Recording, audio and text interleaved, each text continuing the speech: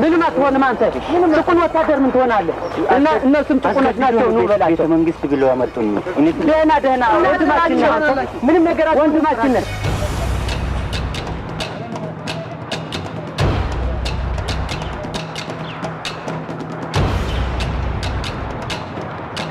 የዘመናት የህዝባችን ብሶት የወለደው ጀግናው የኢህአዴግ ሰራዊት ደርግ ሲጠቀምበት የነበረውን የአዲስ አበባ ሬዲዮ ጣቢያ ለሰፊው ህዝብ ጥቅም ተቆጣጥሮታል።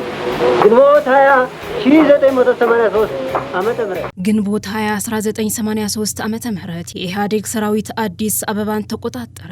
ህዝባዊ ዓላማን ግቦ ሁሉም አይነት መስዋዕትነት የከፈለ የከሳ በመንከራተት የጠወለገ ግራጫማ ወዝ የተላበሰ ሰውነት እምነትና ጽናት የለገሰው ፊት ሰላም ያረበበበት ፊት የአሸናፊነት ጉራና የኃይለኝነት ትዕቢት የማይታይበት ፊት የተጎናጸፈው የኢህአዴግ ሰራዊት አዲስ አበባን ተቆጣጠረ። አዲስ አበባን የሸፈናት ጭጋግ ገለጠ። ከዚያስ የሀገሪቱ ደዌ የጭቆናው ጭነት ከጫንቃዋ ላይ ተነሳ። የዝንተ ዓለም ባርነት በነጻነት ተካሰ። የጦርነቱ አባዜ በሰላም ተፈወሰ። ከህዝባዊው አብዮት የተነጠቀው ድልም ተመለሰ። የዲሞክራሲ ወጋገኑም በመላ ሀገሪቱ ታየ። እልልታ ፍሳም ሆነም።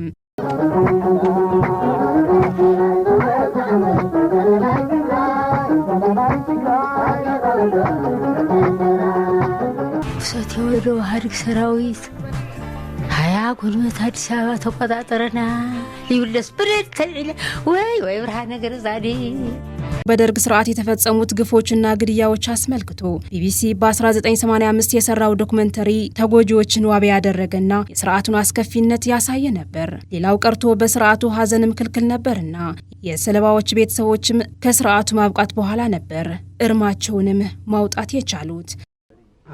አንድ ላይ ነበርኩ። እንደውም እግሩ መሬት ላይ አይችልም ነበር። ይሄ የገረፉት ጣቶቹም ይሄ ከራሺያ ባመጡት መሳሪያ በሙሉ አውልቀውት ነበር። ይሄ ጣቱ 10 ጣቱን አውጥተውት ነበር። እግሩን እየተገረፈ እግሩ መሬት ስለማይችል እኔ ከታች ተኝቼ እግሩ ላይ በእኔ ላይ ተሸክሞ ይቀመጥ ነበር። ያይ ነበር።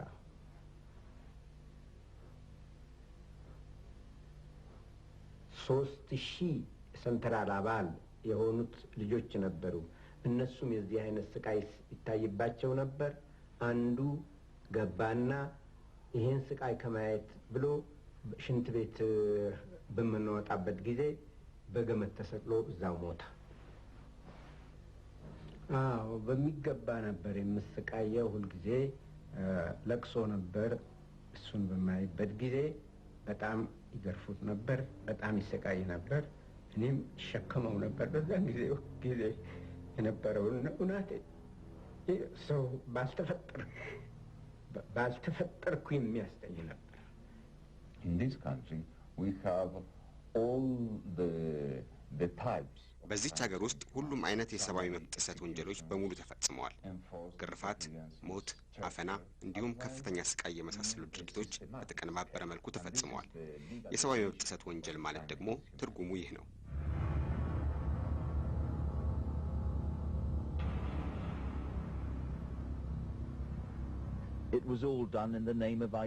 ይህ ሁሉ የሆነው በርዕዮተ ዓለም ስም ነው። በመንግስቱ ጊዜ የተገነቡት ሐውልቶች ላይ የስታሊንን ዘመን ያስታውሳሉ። አሰራራቸውና የሚሰጡት ትርጉምም ተመሳሳይ ነው። ማንኛውም ሰው የመንግስቱን የኮሚኒዝም አተረጓጎም መቀበል አሊያም መቃወም አለበት። በመሃል ምንም አይነት ቦታ የለም። ይቻላል መንፈስን አንግቦ የተነሳው ተጋድሎ ደማቅ ይቻላል እሴት ማጎናጸፈም ከግማሽ ሚሊዮን በላይ ሰራዊት የሶቪየት ህብረት የጦር መሳሪያ ጋጋታ 11 ሰዎች 5 ኋላ ቀር መሳሪያ በመያዝ ስርዓቱን ታግሎ ለመጣል ተነሱ ቢባል ለማመን ቀርቶ ለማሰብ ይከብዳል። ግን ሆነም ፍትሃዊ ዓላማና የዓላማ ጽናት ካነገብ ሁሉም እንደሚቻል የካቲት 11 ምስክር ሆነች። ደርግ ቢያንስ በአፍሪካ ደረጃ በጣም ከፍተኛ ቁጥር የነበረው ሰራዊት ከፍተኛ ቁጥር የነበረው የጦር መሳሪያ የነበረው መንግስት ነው። ግን የነበረው ዓላማና ግዛት ግን ጭቆና ነው። ስለዚህ ጭቆና የመረጠ መንግስትና ዲሞክራሲ የመረጠ መንግስት አንድ አይሆንም። በዚህ ምክንያት ነው ከተወሰኑ ቁጥር በኋላ በሺህ የሚቆጠር ወጣቶች ተሰልፈው የደርግ መንግስት መገርሰስ የቻሉና ትልቁ እዚህ ያደረሰው የዓላማ ጽናት ነው። ይሄ በአፍሪካ ውስጥ አለ የተባለ ወታደራዊ ኃይል ነው። እንግዲህ የደርግ ኃይል ሁላችንም እንደምናውቀው በሚሊተሪ ብቃቱ ብቻ ሳይሆን የነበረው መሳሪያ ነው የወታደራዊ ዊፐንስ ራሱ ከፍተኛ ትጥቅ የነበረው ኃይል ነው። የውጭ ድጋፍም ስለነበረው እንግዲህ ይህንን ኃይል ማሸነፍ አይቻልም የሚል የተለያዩ ተስፋ የቆረጡ ኃይሎችም ነበሩ። ሌሎች ህወሓት ብቻ ሳይሆን ሌሎችም ታጋዮች ትግል የተቀላቀሉ በተለያየ መንገድ ድርጅቶች ነበሩ። እንግዲህ ይህንን ነገር የካቲት ሲነሳ ይሄ በ1967 በ11 ወጣቶች ሲጀመር ትግሉ ለመገመት በጣም ያስቸግራል፣ አደጋች ነው። እንግዲህ ይህንን ትግል ዋናው ነገር የዓላማ ጽናት ነው። እንግዲህ ይሄ በጣም ከፍተኛ የሆነ ግዙፍ ኃይል በሁሉም ነገር የተደራጀ ኃይል ለማሸነፍ በቃ ኮሚትመንት ያስፈልጋል። ኮሚትመንቱ ደግሞ ህይወት ራስ አሳልፎ ሰጥቶ ሌሎች ተከታዮችም ፍሬ ለማፍራት ይህንን ነገር የግድ ይገርማል። ስታስበው ራሱ እንዴት ነው ይህንን ነገር እንዴት ማሸነፍ ይቻላል የሚል ነገር ጭንቅላት ላይ ሲመላለስ በጣም ከፍተኛ ቁርጠኝነት እንዳነበረና ይህንን ነገር ከፍተኛ የዓላማ ጽናት ተከታዩ እንዳለው የትግራይ ህዝብ ከፈተና ወጥቶ አያውቅም። ብዙ ጊዜ ይፈተናል፣ ፈተናውን አሸንፎ ይወጣል። ስለዚህ ይህንን ነገር ዋናው ይሄ በጣም ከፍተኛ የሆነ የተደራጀ ኃይል ለማሸነፍ የነበረው ታጋይ ቁርጠኝነት ወደ ጦር ግንባር ሲሄድ ይሄንን ስርዓት ካላስወገድን በስተቀር የትግራይ ህዝብ መማር አይችልም። የትግራይ ህዝብ የጤና ተቋማት ማስፋፋት አይችልም። የትግራይ ህዝብ መሬቱን አርሶና ቆፍሮ እንዳይጠቀም ያገደው ኃይል ማን እንደሆነ ስለሚያውቅ ይህንን ለማስወገድ የግድ መስዋዕትነት መክፈል ያስፈልጋል። የከፈልነው መስዋዕትነት ቀላል አይደለም። 60 ሺህ ወጣቶች ከፍለናል። 100 ሺህ አካባቢ የሚወጣች ደግሞ አካል ጉዳት ደርሶባቸዋል። እንግዲህ ይህንን ነው እንግዲህ ዋናው ጽናት ነው፣ የዓላማ ጽናት ነው ወደዚህ የደረሰን እንጂ ሌላ የተለየ ተአምር ስላለን ወይም የተለየ ህይወት ስላለን አይደለም። እንደ ሰዎች ሌሎችም እንደሚያዩት እዛ ያለው ታጋዩም ህይወት ያለው ሰው ነው። የኢትዮጵያ ህዝቦች ደግሞ ማንነታቸው ባከበረ ህብረ ብሔራዊ አንድነት ይኖሩ ዘንድ በህገ መንግስት ተማማሉ። የህዝቦች የዘመናት የእኩልነት ጥያቄም መልስ እንዲያገኝ ሆነ በፌዴራሊዝም ስርዓት።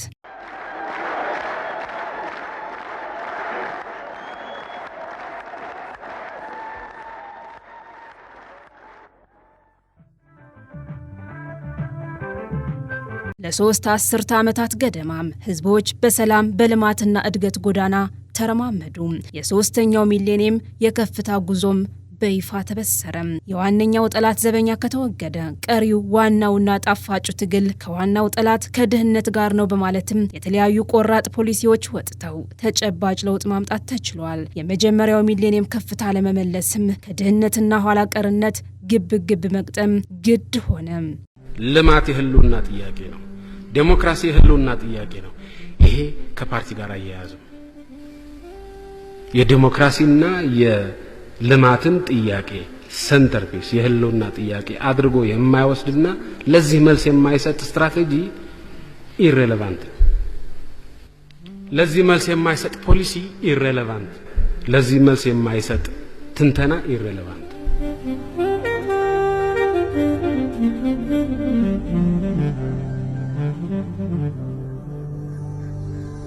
ኢትዮጵያ በፖለቲካዊና ማህበራዊ ኢኮኖሚያዊ መስኮች ትልቅ ምርታን አስመዘገበች። በኋላ ቀርነትና በጦርነት ይታወቅ የነበረው ስሟ ተቀይሮ በዓለም አቀፍ መድረክ በፈጣን እድገት ከሚታወቁ ሀገራት ተርታ ተሰለፈች። የውስጥ ሰላሟን በአስተማማኝ መልኩ በማስጠበቅ ለጎረቤት ሀገራት ሰላም መስፈንም ትልቅ ሚና ተጫውታለች። የራሷን ፖሊሲና ስትራቴጂ በመቅረጽ የፖሊሲ ነጻነቷና ሉዓላዊነቷን አስከብራ ለአፍሪካውያን ድምጽ የሆነችበትና በዓለም አቀፍ መድረክም ተሰሚነቷ ከፍ ያለበት ዘመንም ብቅ አለ።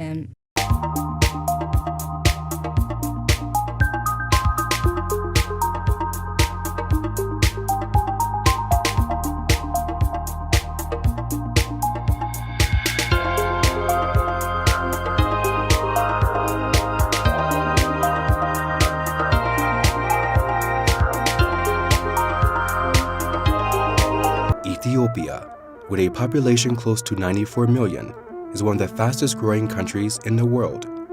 It's a country with vast areas of rich fertile land, diverse climate, and a large eager workforce. Agriculture is the primary driver of the country's economy, contributing to nearly 45% of Ethiopia's gross domestic product.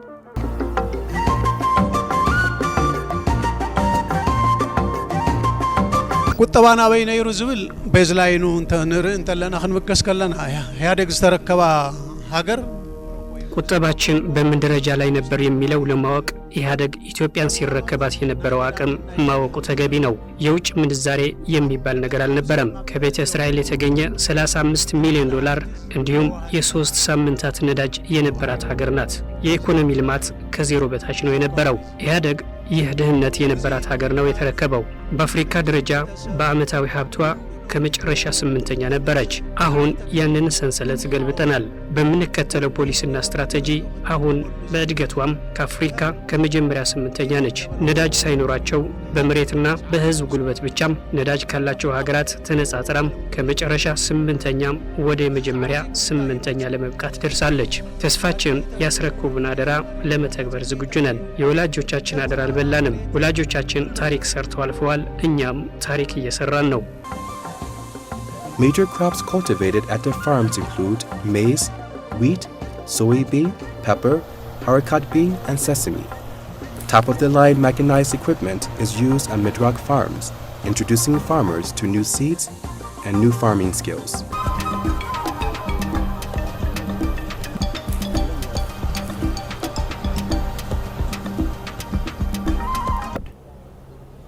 Structural poverty and the solution, which is smart development. I do want to stress that this whole plant is viable to a great extent because of progressive trade policies. የታሪክ እጥፋቱ በዚህ አላበቃም። የቀደምትነታችንና የአባቶቻችን የከፍታ ዘመን ህያው ማሳያ የሆነው በጣሊያን ተነቅሎ የተወሰደው የአክሱም ሐውልትም በበሳል ዲፕሎማሲ ወደ እናት ሀገሩ የማስመለስ ስራም ከትሩፋቶቹ ጎልቶ የሚጠቀስ ነው።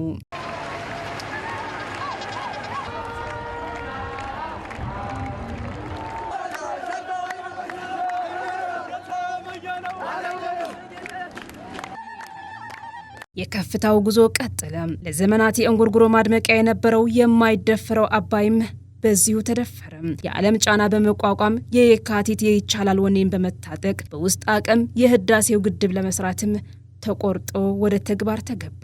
በሚሊዮኖች የሚቆጠሩ ዜጎች በገንዘባቸው፣ በንብረታቸው፣ በእውቀታቸው የሚገነቡት የእያንዳንዱ ኢትዮጵያዊ የላብ ፌርማ ያረፈበት ግድብ በመሆኑ የህዳሴ ጉዟችን መሐንዲሶች እኛው፣ ግንበኞችና ሰራተኞች እኛው፣ የፋይናንስ ምንጮችና አስተባባሪዎች እኛው፣ በአጠቃላይ የህዳሴ ጉዟችን ባለቤቶች እኛው መሆናችንን የሚያሳይ የባለቤትነት ማረጋገጫ ካርታችን ነው።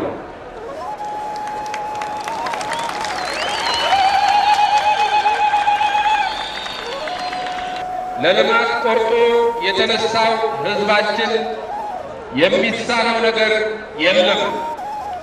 ድህነትና ውርደት ያላንዳች ጥርጥር ታሪክ እናደርጋለን። በአጠቃላይ ኢትዮጵያ ከድህነት አለት ወጥታ በዓለም መድረክ የቀድሞ ገናናነቷን ለመመለስ በአስተማማኝ ጎዳና መራመድ የጀመረችባቸው 3 አስርተ ዓመታት እንዲፈጠሩ አስችሏል። የካቲት 11 1967 ዓ.ም የተቀመጠው የማዕዘን ድንጋይ ከየካቲት 11 ድል በኋላ ያገኘነው የተወሰኑ ነገሮች መጥቀስ ይቻላል። ትምህርት መውሰድ ይቻላል። እንግዲህ በዛን ሰዓት የነበረው የትምህርት ስፋትና የትምህርት የመማሪያ ደረጃው ከፈርስት ኬጂ ጀምሮ እስከ ላይ ድረስ ያለው ለመድረስ በትግራይ ውስጥ የነበሩ ዩኒቨርሲቲዎች ሌላም መውሰድ ይቻላል። ግን በዛን ሰዓት የነበረና ከትግሉ በኋላ የካቲት ፍሬ ያገኘ ነው ስፋት ያለው ስታየው ከፍተኛ ለውጥ ነው ያለው።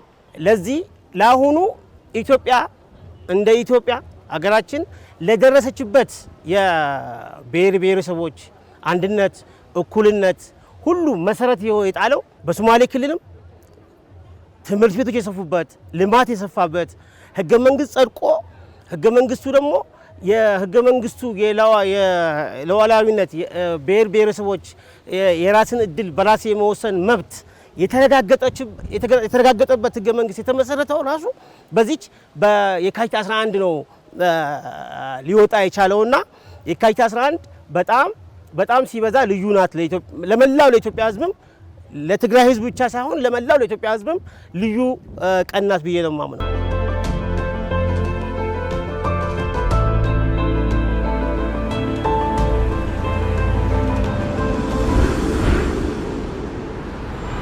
ዳሩ ግን እልፍ ከፍያለውና እላፊ ሰጠኝ ሳይል ከሁሉም ተዋዶ አክብሮና ተከብሮ ሲኖር የነበረው የትግራይ ህዝብ የዘር ማጥፋት ጦርነት ተከፈተበት። በእሳት ተከቦና ተከድኖ ዓለም በመሐላ በቃ ያለችውን ጄኖሳይድ ከአይኗ ስር ተፈጸመበት። አይታው በማታውቀው መልኩ ለ2 ዓመታት በዘለቀ ከበባና ክልከላ የትግራይ ህዝብ ፍዳውን አየም። ተጋሩ የግፍግፍ ደርሶባቸዋል። ለስደትና መፈናቀል ተዳርጓል። ለዓመታት የተገነባው ኢኮኖሚ ደቆ መሰረተ ልማቶችም በኢላማ ወድመዋል።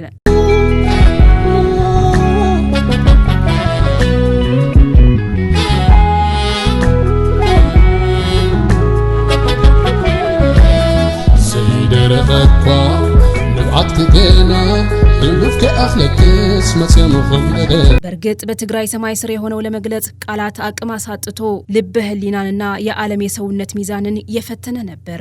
ይህ ግፍና በደል በህዝቡ ላይ ሲደርስ ግን ለትናንቱ እምቢ በማለት ስለ ትግራይ ለመቅለጥ በወሰኑ የህዝብ ልጆች ድንቅ ተጋድሎ የትግራይ ህዝብ ሙሉ በሙሉ ከመጥፋት ታደጉ። በደማቸው ፍሳሽ በአጥንታቸው ክስካሽ ትንፋሻቸውን ሰጥተው ትግራዋይነትን አስቀጠሉ። ወደ ፕሪቶሪያው የሰላም ስምምነት ጠረጴዛም አደረሱት። ምኞታችን ፍቅር ዓላማችን ሰላም ምኞታችን ደስታ ዓላማችን። ከወረራው በፊትም በኋላም የትግራይ ህዝብ የምንጊዜም ጥያቄ ሰላም ነበር።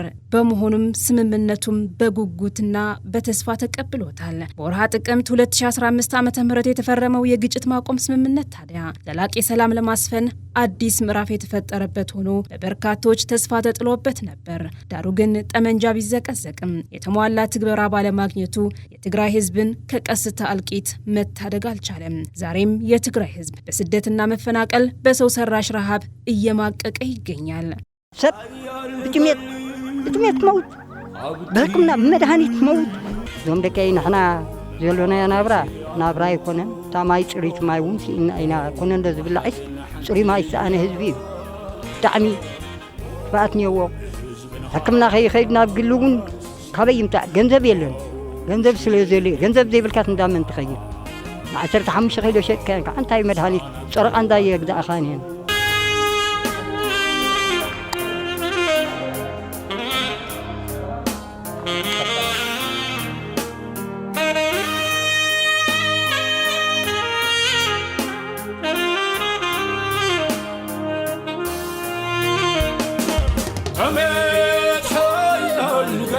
سمعت القدام ده عند بهال بسر مقابر نايحن صات عند جبريل موتني حمام منه بسرعة تقرب موت حمام طعمي نمرتنا ملسنا ترح زبل كاري هونش روح يقولون هذه جيلي قاود لي قابل احنا كن حلفينا يلوص بسبب لنا لنا حنكاس مسعور بعتنا احنا انا هجن بعلي اخيرا تاع حرقه زي كبل خير فوت زلقنا تا قدنا حتى مريتك خير بتصبن تردي اخبل بهالتصفى اي بالليل هايلي يقرا رأيه هايلي يقرا رأيه بدورات እንደምትመለከተው እግሬ በድሮን ከተመታው በኋላ ተገቢ ሕክምና ስላላገኘው በስቃይ ውስጥ ነው ያለሁት።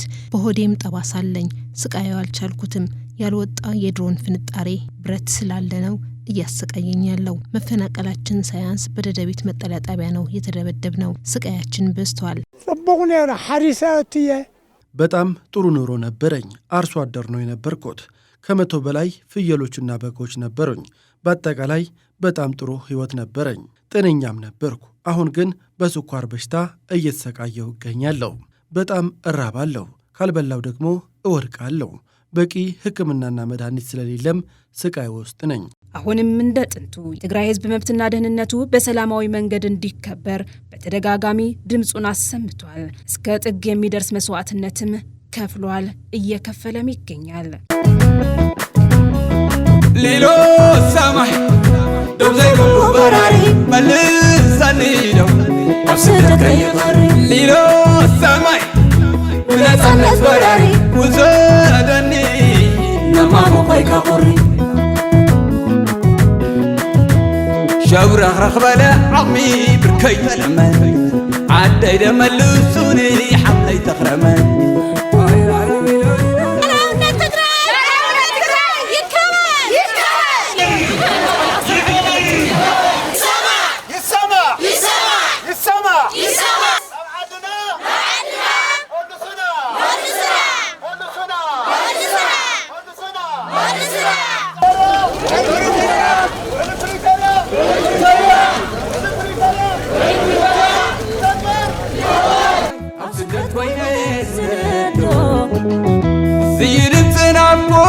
ፍቅረና ዓደይ ተርጉዱ ልበይ ዝኣጉድ በትግራይ ህዝብ ላይ ጄኖሳይዱ ሲፈጸም ዝም ያሉ ልሳናት ሁሉ አሁንም በውሉ አለመተግበር ምክንያት የትግራይ ህዝብ ከህገ መንግስታዊ ርስተ ምድሩ ተፈናቅሎና ተሰዶ በቀስታ ሲያልቅም ሊደግሙት አይገባም። የውሉ ትግበራ ከትግራይ አልፎ ሀገራዊና ቀጠናዊ ሰላምና መረጋጋት ለማስፈን ያለው ሚና ወሳኝ ነውና የትግራይ ህዝብ ፍላጎቱ ሁሉ ጊዜም ቢሆን ሰላም ነው። መጀመሪያ 1967 ሲጀምርም ሰላም ፈልጎ ነው። ከዛ በኋላ ያጋጠሙት ፈተናዎችም የሰላም ፍላጎቱ የትኛው መዋዕል ተለይቶ አያውቅም። ግን በተግባር ሲነገርና በሚመለከታቸው አካላት ይህንን ነገር ሰላም መፍታት ስለማይችሉ ነው ወደ ጦርነት የሚገባው። ስለዚህ ይህንን የ2 ዓመት ፈተና ያጋጠመን ችግርም ለመፍታት ነው እንግዲህ ፕሪቶሪያ አግሪመንት ለትግራይ ህዝብ ትልቅ እፎይታ ነው። ሌላም ማለት ነው ለኢትዮጵያ አጠቃላይ ለኢትዮጵያ ህዝብ ከጦርነት የሚገኝ ትርፍ ስለሌለ ማለት ነው። ስለዚህ የፕሪቶሪያ አግሪመንት ይህንን ነገር የራሱ ፋይዳ ቢኖረውም ይህንን ግን ህዝባችን ቦታውን ለቆ በተለያየ መጠለያ ነው ያለው። ህዝባችን የሞቀው ቤቱን ትቶ በረሃብ እየተገረፈ ነው ያለው። አሁን በሰላማዊ ሰልፍ እያየነው ነው እንግዲህ በተለያየ መንገድ የሚነሳው ጥያቄ ስለምናውቀው ማለት ነው። ስለዚህ ይህንን ተግባራዊ ለማድረግ የሚመለከታቸው አካላት በተለይ ፌዴራሉና ትግራይ የሚመለከታቸው አካላት ይህንን የፕሪቶሪያ ስምምነት ተግባራዊ ለማድረግ መስራት አለባቸው። ስለዚህ ምንድነው መናገር እንፈልገው አሁን በዚህ ሰዓት ያለው የሰለጠነው የፖለቲካ አካሄድ ተከትሎ ህዝቡን ሰላም ማስፈን ያስፈልጋል። ስለዚህ ሰላም የሚለው ነገር ስትናገረው ቀላል ነው፣ ግን ሰላም ሳገኘ ነው አሁን ቁጭ ብለን እዚህ የምንናገረው። ስለዚህ ሰላም እንዳይደፈርስ የሁሉም ሰው ጥንቃቄ ያስፈልጋል። ክልሉ እጅግ በጣም ተጎድቷልና የክልሉ ጥያቄ የልማት ጥያቄ ይሁን አንዳንድ የሚነሱ ችግሮች በሙሉ በሚገባ የመመለስ ጉዳዩ አሁን እጅግ በጣም እንትን ብሏልና የፌዴራል መንግስት አሁን ስራው እየሰራ አይደለም። በፕሪቶሪያ ውል መሰረት የተፈናቀሉ ዜጎችን መመለስ አለበት፣ የተጎዳች ሀገርን መካስ አለበት እና አሁን የፌዴራል መንግስት ይሁን ሌሎች የፕሪቶሪያ አደራዳሪ የአፍሪካ ህብረት የሚል ሊሆን ይችላል፣ ሌላም ይገባኛል የሚል ህዝብም ካለ የትግራይ ህዝብ እጅግ በከፋ ሁኔታ ውስጥ ነው ያለው። እጅግ አሰቃቂ በሆነ ኑሮ ውስጥ ነው ያለው። ስለዚህ በተለይ የፌዴራል መንግስቱና የክልሉ መንግስት ተባብረው ህዝባቸውን ወደ ቀየው ማስመለስ መቻል አለባቸው። ዋናው መሰረቱ ህገ መንግስቱ ሲከበር ነው።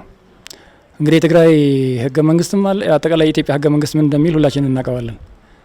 ብሔር ብሔረሰቦች መብት ተከብሮ እንዲኖር እያንዳንዱ ክልል የራሱን ነጻነት ይዞ እንዲንቀሳቀስ የተቀመጠ አንድ ሴንትራል የሆነ ፍሬምወርክ አለ። ይህንን ነው እንግዲህ ህገ መንግስቱ መሰረት አድርጎ አሁን የትግራይ ህዝብ ባለፈው የደረሰውን ከፍተኛ ጉዳትና መንከራ አጠቃላይ የትግራይ ህዝብ ብቻ ሳይሆን ሌላውም ይመለከተዋል ማለት ነው። እንግዲህ ይሄ ፕሪቶሪያ ደጋግመን የምንናገረው ነገር አጠቃላይ የትግራይ ህዝብ ጩኸት ብቻ መሆን አለበት አይደለም የሚለው፣ እነሱም ይመለከታቸዋል። ህገ መንግስቱ እንዲከበር የትግራይ ህዝብም እንደሌላው ህዝብ እንደ ኦሮሞ፣ እንደ አማራ፣ እንደ ደቡብ ሌሎች በኢትዮጵያ ውስጥ ያሉ ብሔር ብሔረሰቦች እንደሚከበር የእነሱን መብት እንደሚከበር ትግራይ ህዝብ መብቱ መከበር አለበት። የፕሪቶሪያ አግሪመንትም እንደዚህ ነው የሚለው። ሁሉም የሚመለከተው አካል ህገ መንግስቱን ካከበረ እዛው ራሱ ህገ መንግስቱ ይመልሰዋል ማለት ነው። ግን ህገ መንግስቱ ሳይሸራረፍ ፕራክቲካሊ የሚተገበር ነገር ከሆነ ያንን ችግርም ራሱ መፍትሄ ያገኛል ማለት ነው። ስለዚህ እኛ የምንፈልገው ነገር ህገ መንግስቱን በአግባቡ እንዲተገበር፣ የክልል የራሳቸው እንትን አላቸው፣ የፌዴራል የተቀመጠ ህገ መንግስት አለ። ከዛው ተሸርፎ ነው እንግዲህ ወደ ክልሎች የተሰጠውና ይህንን ህገ መንግስት የሁሉም የሚመለከተው አካል የተቀመጠውን የህገ መንግስት መርሆች እዛ አሉ የተቀመጡ እያንዳንዱ ፕሪንሲፕልስ መተግበር አለባቸው። በተለይ እነዚህ አደራዳሪ አካላት የተባሉ ህገ መንግስት መሰረት አድርገው ስለደረደ የድርድሩን ኮንሴፕት እንደዛ ነው ህገ መንግስት መሰረት ተደርጎ ነው። ስለዚህ ህገ መንግስት ምን ይላል የሚለውን ነገር መሰረት ተደርጎ የውጭ የአፍሪካ አደራዳሪዎች ሌላ የሚመለከተኛ የሚሉ ስቴክሆልደርስ ሌሎችም አካሎች በተለይ ፌዴራል መንግስትን የኢትዮጵያ ህገ መንግስት መሰረት አድርጎ የትግራይን ህዝብ ችግር መፍታት አለበት የሚል እንትን ያለኝና የትግራይ ህዝብ ወርቃማ ገድል ሰርቷል።